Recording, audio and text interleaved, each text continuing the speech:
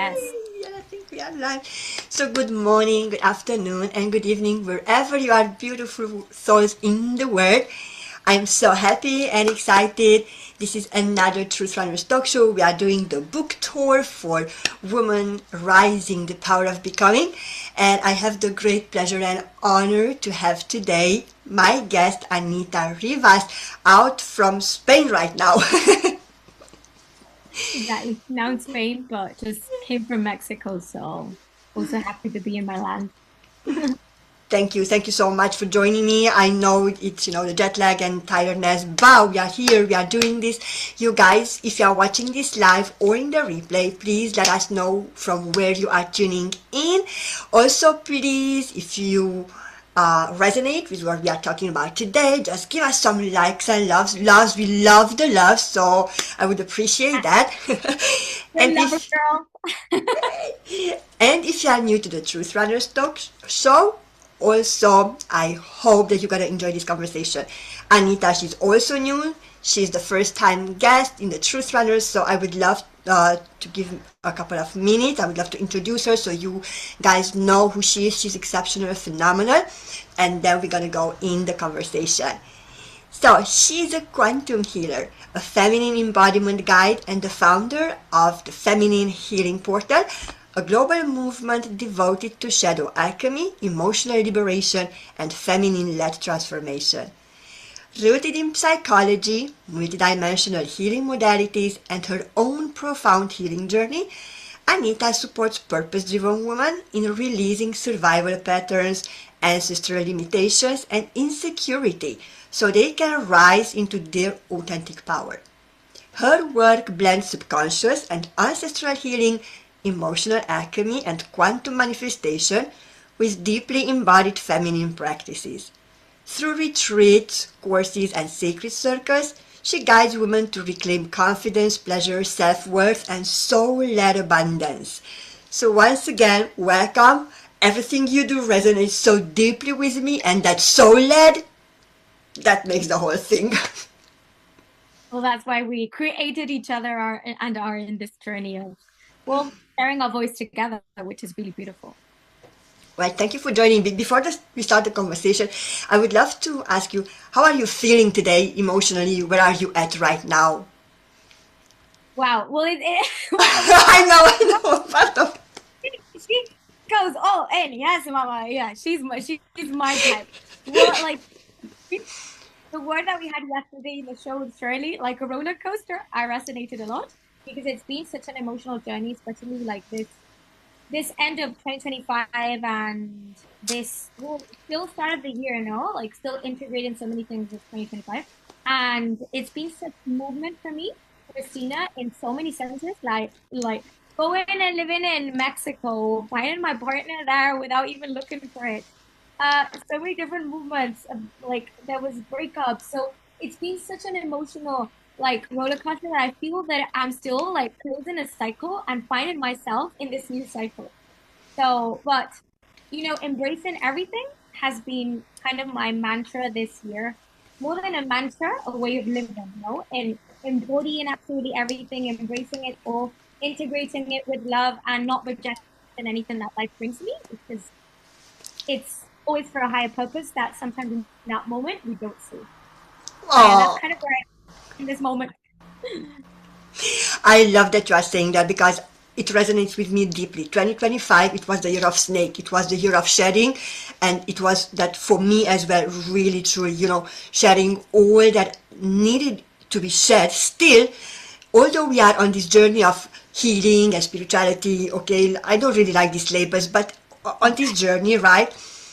2025 was when I say that the last heavy layers, the last heavy conditionings, kind of, and that came with a lot of crying for me in 2025, with a lot of downs in 2025, but on the same time, it helped me, create a beautiful program. It helped me, born the idea of the book, The Woman Rising, because that's all about. And I'm really looking forward to step into the year of the fire horse, which is going to happen in February. So we are still in snake, right? So it's kind of, it feels like, a little bit, I'm still pushing. It's still something there. So Hmm. when Shirley asked me when I want to publish the book, I said before this end, the snake ends. So that's why we're going to publish it, and we're going to release it on the 20th of January. And I would love to ask you what made you, because you are one of the amazing contributors. Your chapter is phenomenal. What made you say yes, to be part of this book, this movement? I call it a movement. Come on, it's a movement. Let's make This it a movement, it is literally a movement. This is like, well, first of all, no, like I want to connect to everything that you said because I felt it was so powerful, and I think so many people are going to resonate that because of that heavy emotion that you went through, the crying and that density. The book was literally the book emerged from those experiences. This is why it's honoring everything, and that's why I called it my mantra this year. No, everything had to lead you to this moment, and the same for me. How our souls found each other, like without kind of planning it. Well, for me, it was really interesting. But last year, I put my intention. We would start with intentions every year and this vision, where your soul is kind of yearning for more expansion always. So it has these kind of desires and visions, right? And for me, it was, well, it's always been about service. I've always been service led. But specifically 2025, I was like, wouldn't it literally be so fun? This movement that I'm experiencing in my women's circle, in my community, many of them are leaders, many of them are coaches, many of them are healers, others are guides, others are incorporate, others are artists. So many incredible women in my energy that I was like, wouldn't it be so amazing to just attract women to collaborate in this same vision that you have, which is literally the feminine rising, expanding, embodiment, healing, quantum leaping. And it's interested how everything happened that I was open to that idea, but never my mind was like thinking of writing a book. Even when I started like 2 years ago, this well, leadership and guidance practice, many people was like, Anna, you should literally write a book. And I'm like, maybe one day. It's like, but you write, what you write is very emotional, it connects, da, da, da. Like, it's not in my plans right now, maybe one day, right? And it wasn't even in my mind, literally. And in my community, one of the contributing authors is cursed. And we always celebrate. We always celebrate what we are working on for her. She literally came to my energy because of her pain, and then it developed into her purpose. And she was like, Anna, oh my God, you can't imagine. Like, I've attracted this. Like, this shit works. No, I'm like, of course it works. And of course, this is your path of least resistance because you've been also a copywriter for many years. And this is when I was like, and where is she based? Here. I'm like, I want to do circles there. I came from a circle there. Like, just put me in contact with her if you don't mind, because I want to do circles as well and in-person meetings and so on and so forth, collaborations. But it never in my mind was I like thinking of the book. Plus, I thought it was already closed, like it was already done. And then we connected, we started speaking, and I'm like, oh, she speaks my freaking language. I mean, like it was like this hype moment that okay, this had to happen this way. This is super weird. And this is when you were like, okay, I know you want to do in-person stuff and so on and so forth. Why aren't you part of this book? Like, I mean, you speak my language as well. And I was like, why not? I mean, so the intention wasn't about that. The intention was completely different. But the universe has always like these plans that you can't imagine. And I feel this was one of them because I mean, it couldn't be more coincidence that our message and our vision is the same. Just you planted it into a book, and I was planting it maybe in circles or in different areas that you were not. No, so I mean, this is a seed that every one of the contributing authors are planting in their place where they live in their circle, in their family. So it's already movement, and we haven't even launched it. So it was so beautiful because I feel that every woman's story here is so unique and the message is so powerful, but the vision is the same.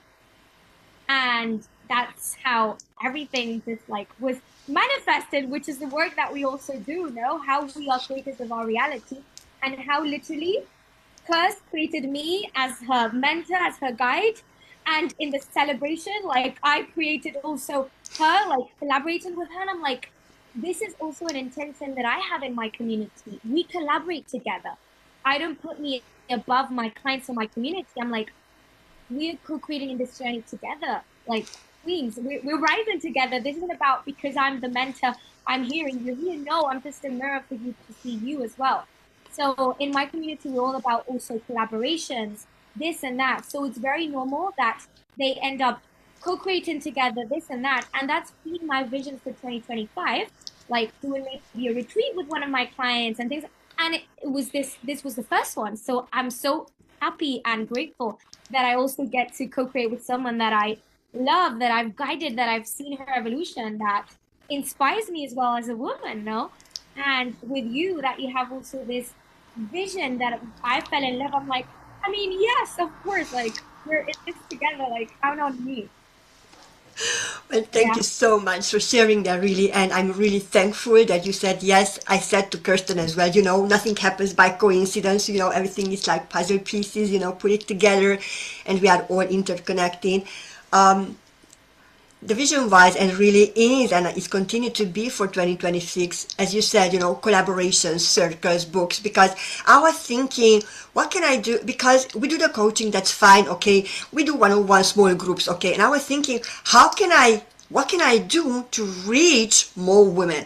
What can I do? And then Shirley got, Christina, well, let's just do the book, think about of something. And I already knew what I want, because we are rising. We are living in a time right now when the feminine, it's finally rising. And I'm saying this with all my love. It's not because we suppress the masculine, or it's not that we disrespect men or something like that. It's because we need, or it's time to bring the balance back. It needs to be a balance, because unfortunately for centuries it was patriarchal, the feminine, because they were afraid of the feminine power, it was suppressed, which is, they labeled us witches, they labeled us in different medicine women, in different kind, they give us different kind of names, right? Because they were afraid of the feminine power. But I think that, not that I think, I know, because if I say I believe, it comes with a doubt. I have no doubt. We are Yes, shifting. girl. Yes, yes, No, really, if I exactly. say I believe, no, it comes with a doubt. But when I say I know, everything is Oh, shifting.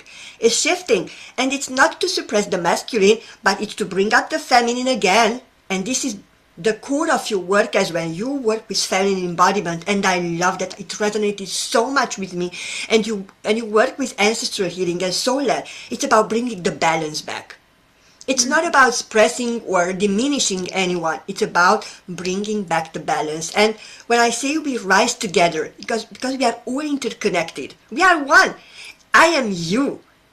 I'm just a different version of you. And what you see in me or in anyone is just a mirror. I'm mirroring back to you. And 2025 gave me a lot of mirrors, trust me. And I had to, I'm like, okay, Christina, it's time.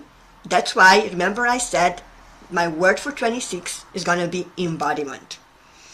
Because, and just can agree or disagree with me, and I also would love from you a couple of words on this, because we did the journey, we did the healing, we did all of that, but I think it's time to embody that now. I think it's time to raise our voices. I think it's time to have the courage to be seen, to be heard, and to be voice for the voiceless. And that's the book about. I love it, girl. Like, it resonates like everything that you were saying resonates so much with me. And well, I feel it's the core of what we do, each one from our own uniqueness, you know? And for me, why does this resonate? Because when I started this journey of personal growth, spirituality, literally wanting to know myself, because I was like, I don't think I come to this life just to survive. Like all these questions would come in, and then I was attracting well, people, all of my mentors, and like I honor each one of them because everybody planted the seed on me, you know, but they were all men. They were all men. Like from Tony Robbins to a Joey Dispenza to a Bob Proctor, like Yes, of course, all my investment with them. And don't get me wrong, like I love them and it helped me so much and it served me so much. But when I realized, like, okay, they are men. Predominantly, they are masculine. I am a woman, and I couldn't find back then so many women reference that you could see that were visible, that could mirror you, also that potential, that they were entrepreneurs, that they were leaders, that they were serving from their feminine, that they were in healthy relationships. I wouldn't see those reference. So I didn't even know that possibility existed. So all the mentors that I had were in the masculine. And it served me to create the masculine that I also needed, of the action and the doing and the direction and the purpose. Beautiful. But then it was all mindset work. Same as psychology. When I started that, it was all a mindset and action work, the cognitive behavior. And I was like, I'm still missing something. And then this is when I started like questioning, like there is something that is not anchoring. And the word embodiment is body. It's body based, and the body is connected to the unconscious, connected to the womb. And for me, it was this when I started like connecting more to my emotions, started finding people that worked also with somatic practices and emotions and alchemy and womb and meditation, but that were also in movement, not only sitting down, because even that meditation was made for men. Same as yoga as well. And I've practiced all that. And I don't want to like diminish that or make it like there's something wrong. No, but that is a tool, that is a path. But for me, like the rising of the feminine, no, more than even the divine feminine, but the embodied feminine, it's connected to your body. It's really connected to this present moment, what is alive here. And it's this full expression of ourselves, because as you said, because of the patriarchy and everything that we've lived, many parts of us have been suppressed. So many. Our voice, our sensuality, our sexual energy, which is our creative power, our full expression, our intuition, because what you said, look at the witch hunt. Those were women that were super connected. Yes. And all these parts of ourselves were so suppressed that there is now this yearning of women no longer hiding these parts and being all their expression. And this came for us, especially last year, with facing so many fears.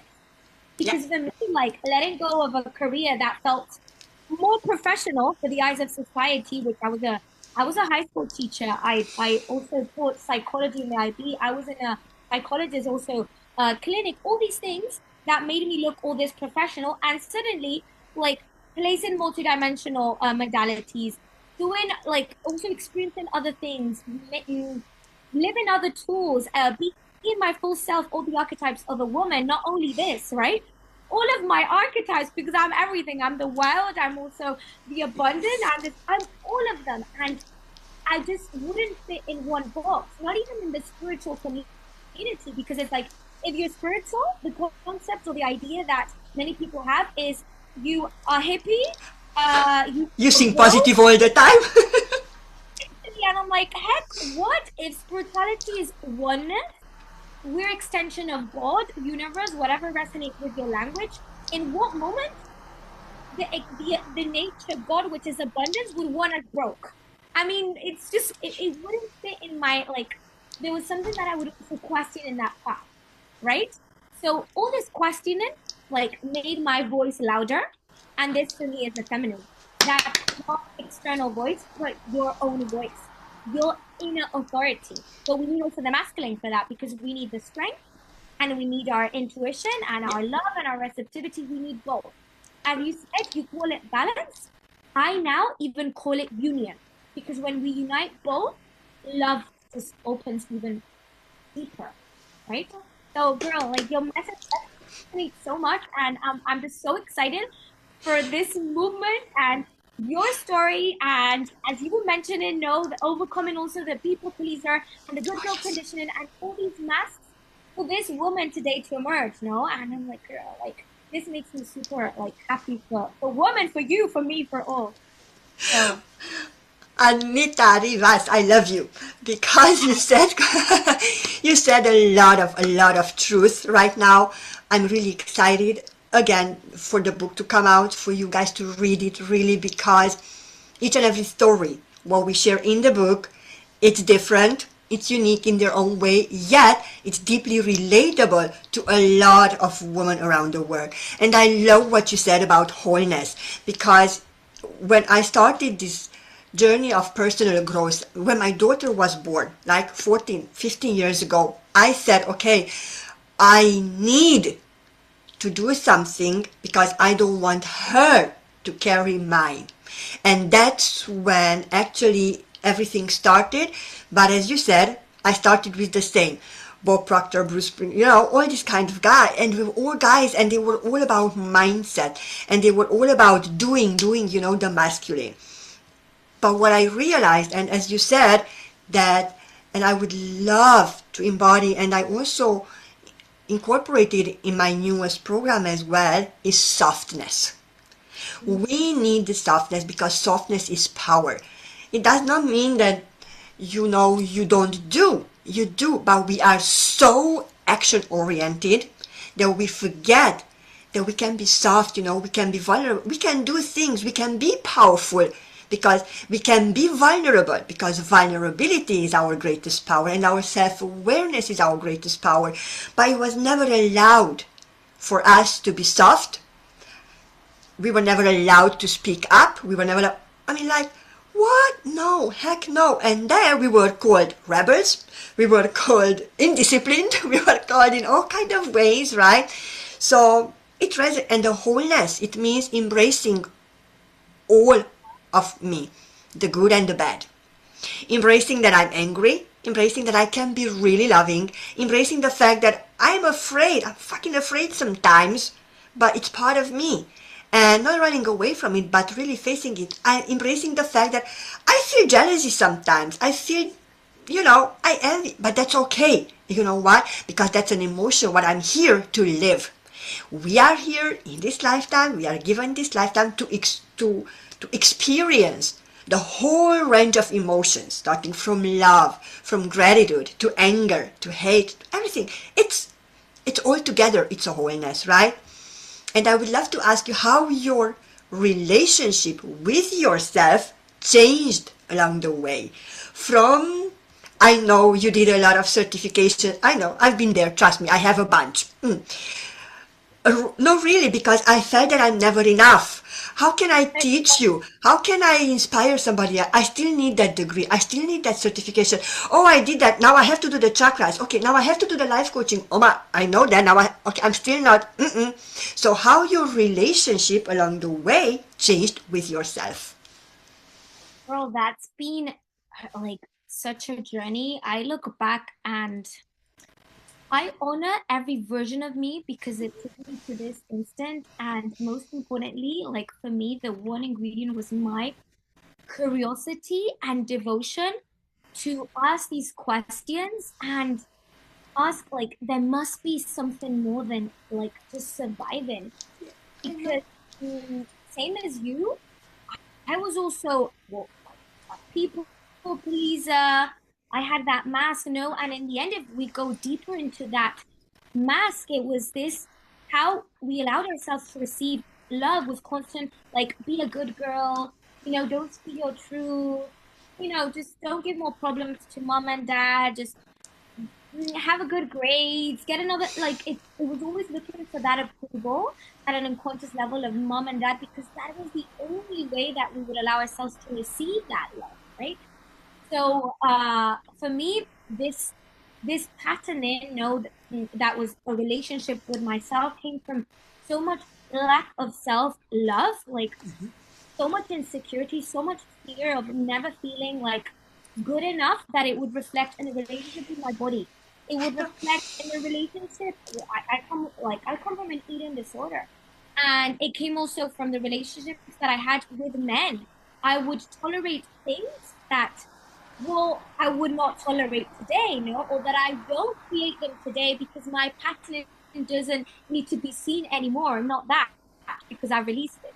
So all this relationship with myself that came from fear was reflected in scarcity in many ways, connected to my money, connected to living a 9 to 5 job, like in survival burnout, connected to a body that for me, like, never felt enough. My intelligence never felt enough. That's why also the certifications, thing like that.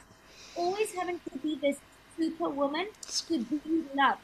Yeah. And when I say like, God, this is too much to hold for a little girl, for a teenager, well, everything came up and burst out in form of depression, in form of an eating disorder, in form of isolating myself, in form of a way that I didn't even want to live.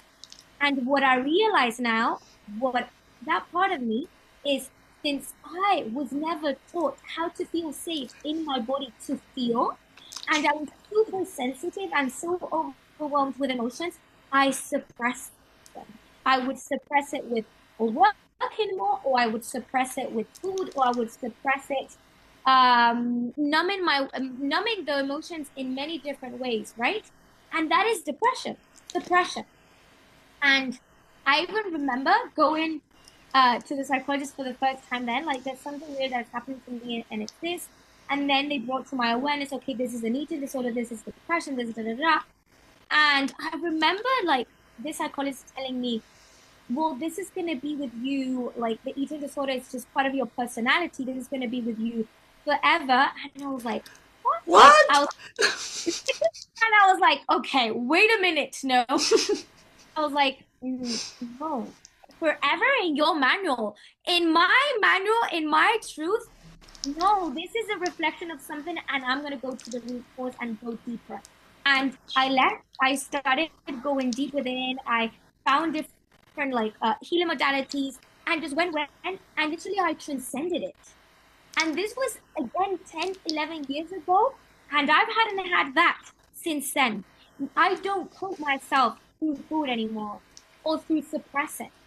And thanks to questioning this is what opened my mind, and I started working in different disciplines, right? And I was studying psychology, just imagine the incongruency for me, like, what? How is this? Like, you're making me victim of this. I don't want to be a victim. And that's when I came up with the phrase of you are creative your reality. And at first, literally, I want to chuck that phrase, but then something was like a relief. Yes, this feels true. Because if I'm a creator of my reality, it means I can also transform it. It means the power is not outside. And that opened a world of possibilities for me that I just became devoted to knowing myself, going deeper within me and unlearning. More than learning, unlearning the I was That's a not. good one. It's more unlearning than learning. Yes, yes. And that was my path. And then my relationship just became like more whole, more loving. Like I felt that I was becoming for the first time, instead of looking for that love outside through money or through my work or through my relationship, I felt so whole that it's really when I started to attract everything, the relationship that is conscious, my purpose, being in devotion, getting paid for being me, money, like everything started to restore in a way that felt loving, in a way that felt ease, and it felt in a way that felt being me. And that was for me like something so potent that I was like, wow, this I would have paid for someone that would have taught me how to be me in all my areas Yeah, I know. and and just live from that state in abundance. And well, I had to live it to later obviously teach it through my own experience. And that's kind of like my journey to summarize, because it really is to summarize. Well, thank you so much, Anita, for sharing with truth and sharing, with rawness, because this is what I'm looking for, and this is what we were looking for in the book as well. And there are so many truths in what you just said before, because unfortunately, when we are labeled in different things. Oh, you have eating disorder. Oh, you are depressed, and they are labeling us, right? And then our subconscious mind take it on, and we start to act like that. But we forget that we can literally heal ourselves. We created that state, we created that situation, so we are the ones who can actually get out of it. We can transcend it, transform it, if we get to know, and I would dare to say we have the courage enough to remember who we are, to go deep and reconnect with who we are, because this is what we forget along the way. This is what they never teach us, to know who you really truly are. And I believe in one of the conversations we said that, for example, when I say this is my hand, my eye, it's something what I own, I possess, okay? And then the roles what we have. I'm a teacher, I'm a coach, I'm a this, okay, those are roles. But when you put down, We put down all the hats what we are wearing. I'm a mother, I'm a sister, I'm a whatever the case may be. Just put it down. When you put out, it's my hand, it's something I have possessed, it's my leg, it's my heart. Where is the I am? The I is the core of who you are, is your soul, is your essence. And when we reconnect with that, that is the moment when everything is gonna shift. That's the moment when the rising of the phoenix, let's put it this way, is gonna start. Because then when you really truly know who you are, no one ever can break you. No one ever can tell you what you could be, because you can decide who you wanna be. Right? And that's powerful. And I think that this journey of becoming, this transformation is continuous. But again, I said this year is going to be about embodiment. So if a woman right now in their journey of where we used to be or where we were, it's in the midst of their transformation, of their becoming, they feel that, okay, there must be something different there. It's a little bit more for me, but they don't really know what. What would you tell them? You said a word that resonates so much, which is courage. And I really feel like this work is not for everybody. No. I wanted when I started it for it to be for everybody, but then I realized that you have to feel such passion and courage to discover yourself, because you're going to face also so much discomfort of breaking, of overcoming parts of you that are no longer aligned to that essence, to that love, to that abundance, to that truth. And that requires the word that you said, courage. And not everybody wants that change. So for me, well, pain was the doorway. Questioning, like, God, like that pain was what the catalyst, let's call it. But at the same time, I feel that why wait for pain? Why not like become passionate and curious to just meet yourself with love, right? So for me, it's observing what is your life mirroring you today and asking yourself, does this feel true to me? Does this feel true to my love? Is this really how I want to live? And if it's a no, question it. Don't numb the feelings, because they are there wanting to be released for a reason. They are wisdom. They are telling you something. They have a message for you. But if there is no questioning of what you live in, if you just know this is what it is, if you're still victim of your circumstances, you're still living in automatic pilot. And then you're living in your past. You're not fully living in your present. You're recreating again and again in your past. So maybe you can see someone in their 50s and they're living their kid of a 7-year-old, because you're repeating the pattern again and again and again. You're still in the same cycle, different characters, different timeline, but still the same, because nothing evolved. This is why when many people ask me, like, God, like, so young you started and you look like, I don't know, super wise. And I'm like, because I questioned, because I overcame patterns, because my life is not the same as a month, nor 3 months, nor a year. And that came with so much discomfort. With so much discomfort. So I'm not gonna sell like this magic pill. Oh, you're gonna have such a confident journey. And I don't want that for them either, because it wouldn't create the resilience, it wouldn't create the growth, it wouldn't create the expansion. Without those obstacles, without those challenges, without the pain, you wouldn't have discovered that power that you are, no? You wouldn't have discovered how we are creators. So for me, it's that discomfort was what made me evolve, So my invitation for those that are listening is observe your life today. Observe your relationships. If your relationship is not growing, it's freaking dying. If your business career is not growing, it's dying. If your health is not expanding, you're dying. And in the end, the nature of our soul is movement. Look at nature. It's constant cycles. It's constant movement. So if you're today stagnant, you are dying. But if you're in movement, which is the nature of our essence, you're evolving, and that comes with discomfort. So that would be my first awareness invitation for those that are listening to them, to become curious. Don't judge what's happening today, but don't ignore it either. And observe, what is this telling me about me? And ask for support, because this is the feminine as well. Open ourselves to receive. we create this hyper independent mask. I can do it alone. I have to prove my worth. I have to prove. I'm like, that was me for a long time. Me too. I didn't get here alone. That is the reality. I didn't get alone. There's a lot of introspection for sure. I'm not dependent to any of my mentors. I don't make my clients dependent either on me. I give them the tools. But it's you open yourself a container to receive. And when we invest, like in a Christina program, in mine, so whatever it is that you invest in another mentor, when you invest, this is more for you than for anybody else. This is you opening yourself to receive. And it's not even for me, it's not even for her.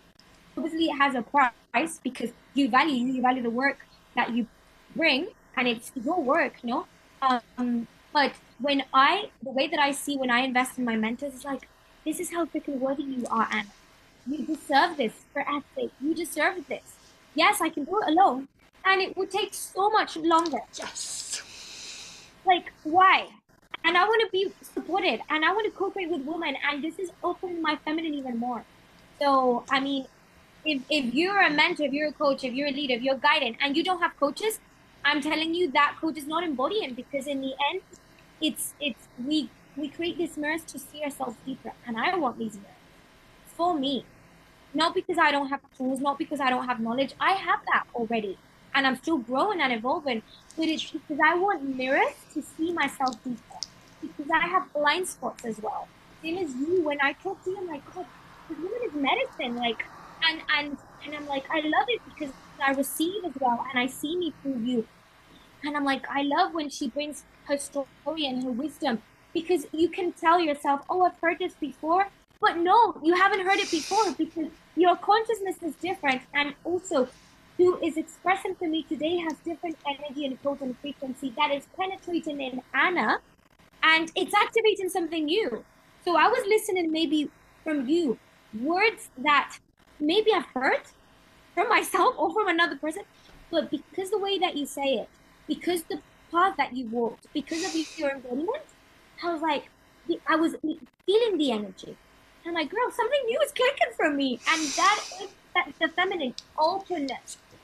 So I love it. Like, thank you as well, because I feel that this is also medicine for me, even if we're co-creating together.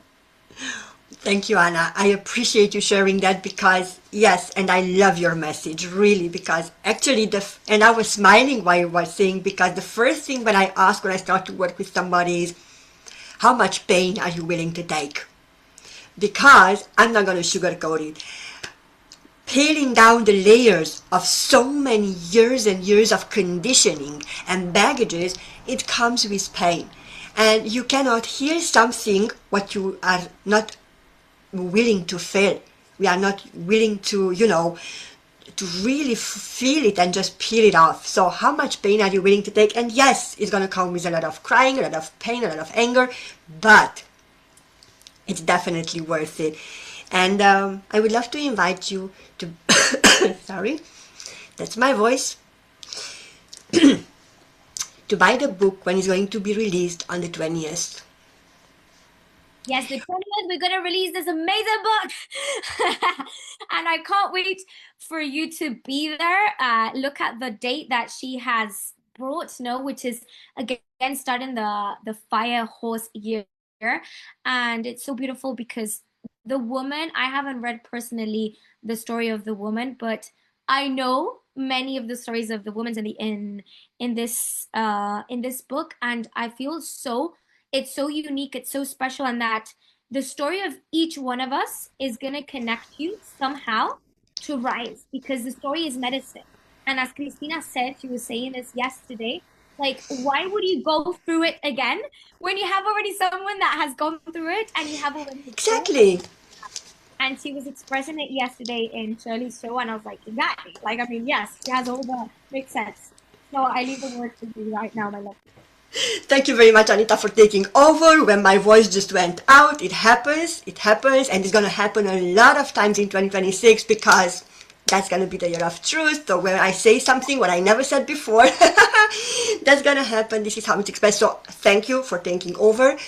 Also, I would love to invite you guys, just stay tuned. We're going to release the book on the 20th. The link is going to come out, and it's full of really inspirational and motivational stories. And again, not because I'm going to repeat myself, exactly what Maggie said. Why should I read your book? Why should I read your story? Because you may shorten the way to reconnect with yourself. Because if you are doing it alone, I did it alone for a long time, Anita did it alone for a long time, it takes longer, it's more painful. But when you have a guiding word there, when you have a mentor like Anita or any other of the coaches or myself, in the book, then it's going to be faster, easier. There's going to be someone there to hold the space for you, because this is what we are doing, and someone there to give you the tools. And it's really up to you what you are going to do with those tools. And before we close today's session, what is your last word? Just one word what we are parting of today, Anita.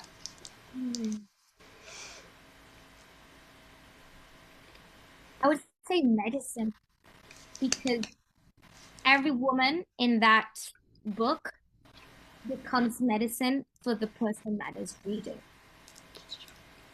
Thank you. Thank you so much. And again, my word is embodiment. Thank you very much, Anita, for joining me today. Thank you for your time, for your wisdom. Thank you very much, guys, for joining us now in the live, or you are going to watch this in the replay. I'm going to see you next time, but until then, I'm sending you lots of love and light. Bye for now, everyone.